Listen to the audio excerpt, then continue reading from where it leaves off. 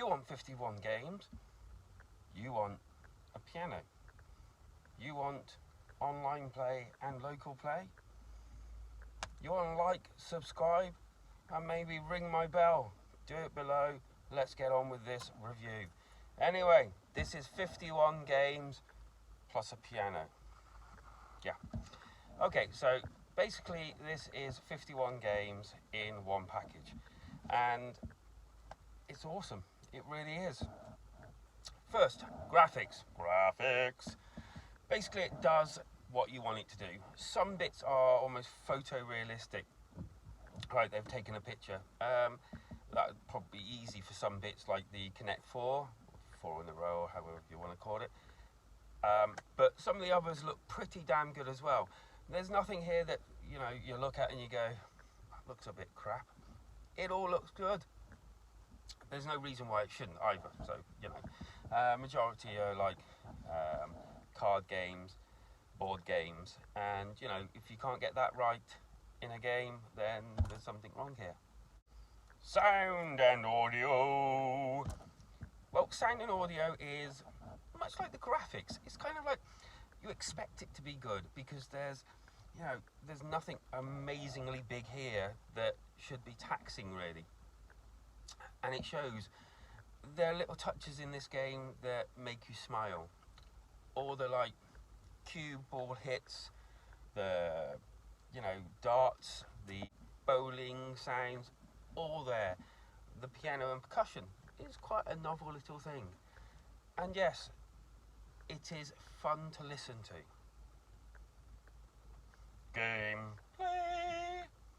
Gameplay is amazing. Number one, the single player game. Yes, it's good. It can be fun. I play it not all the time in single player, but yeah, I get in there and I do a few things. I will say, if you're looking for an engaging AI, that's going to be hit and miss. In fact, I played 9-ball game, and the AI went from like, I am the best player in the world, making shots that, you know, you're like, wow, to all of a sudden making shots that don't make any sense whatsoever, and you're left like scratching your head thinking, what? Yeah. But you can play all the games in single player, and they're all fun. And that's what I did to start with. Ooh, fun. Then I thought, why am I actually playing against AI? I've got the internet. And yeah, single player's great if you're out. But if you've got the internet, there's no reason why you shouldn't go, I'm going to go online.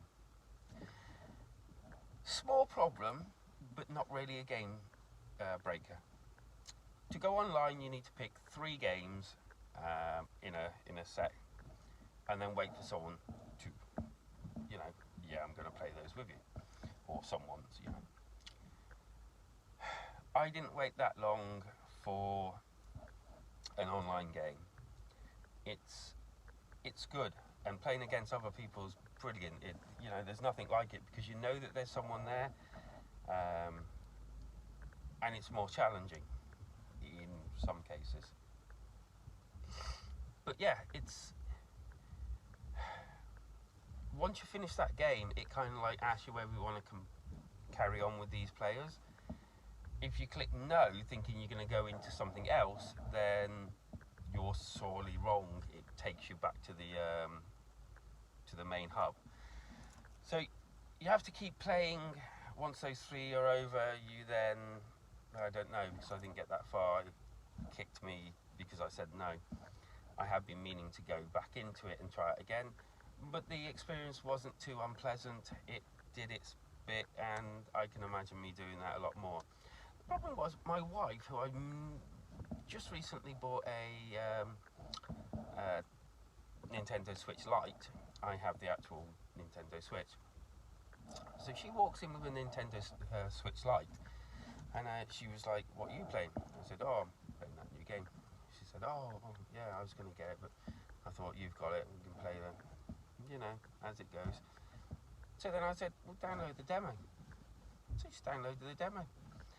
And then, because we're in the same household with the Wi-Fi, Nintendo was so gracious to say, tell you what, instead of forcing everyone in your household to buy and cough up for this game, if you're in the same Wi-Fi and you've downloaded the demo, then potentially the whole household, if they've got Switches, can all join in.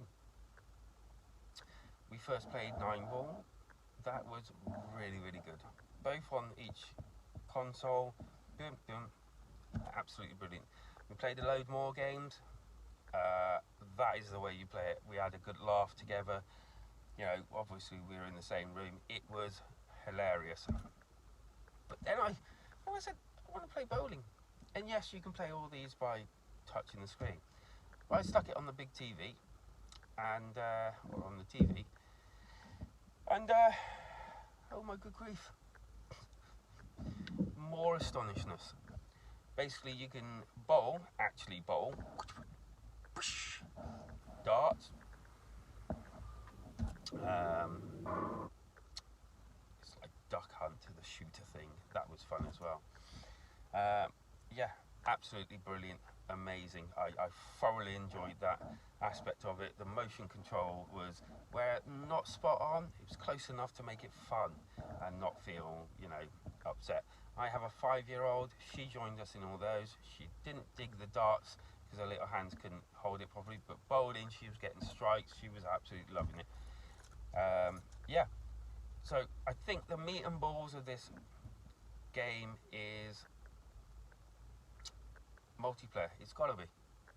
I had fun on my own, but obviously they've gone, this is really to be played with friends, and here's the means to do it in every way that you want to.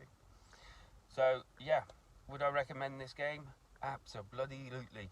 It is really, really good. I'm marked at £35, where I thought they were going to do it for more expensive than that, because obviously Nintendo games are notorious coming out and being really expensive. Extra, really, really extra. And then bringing that so no one has to buy another coffee in your household, just icing on the cake. I highly recommend this, guys. I'm going to give this a 9 out of 10. It does have some flaws. It does have some, you know, little bits where you think, why did they do that? Where they could have done this, like the multiplayer. I'd much prefer to go on, say, I want to play this, and then just keep revolving until I get bored and stop playing. Okay, so this game has a pretty good tutorial. It has tips on all the games. It also has like information about the games, you know, where they came from, and you know, the history of the games and things like that. The bad side about this multiplayer aspect of the game is, if I had to be negative, everything's not multiplayer. Yes, I get the card games can't all be, but the more and more people you add to it, the less and less you can do. So with one player, I think you can play everything. With 2 player, you can play more or less everything. But I understood that because there's solitaire and all that lot. Add a 3rd person, and it reduces even more by quite a lot. Add a 4th person, 5th, 6th, 7th, 8th, I think. You know, you're left with just a handful of games. So whereas this concept of multiplayer through, you know, loads and loads of friends, at the end of the day, it gets reduced, condensed, really, really, really a lot. I will say that one of the best things about this as well is the fact that you can link all these switches together.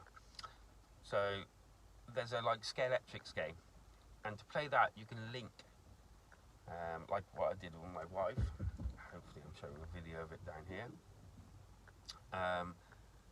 I put hers and mine together, or mine and hers together, and basically made a bigger track, which is pretty awesome. Well, I thought so anyway. So you're not just racing on the one screen, you're racing on both. There was a little tiny bit of a lag between them going through and coming out, but it was still pretty impressive. I know, a parlour trick, something to show people, but yeah, I enjoyed that anyway.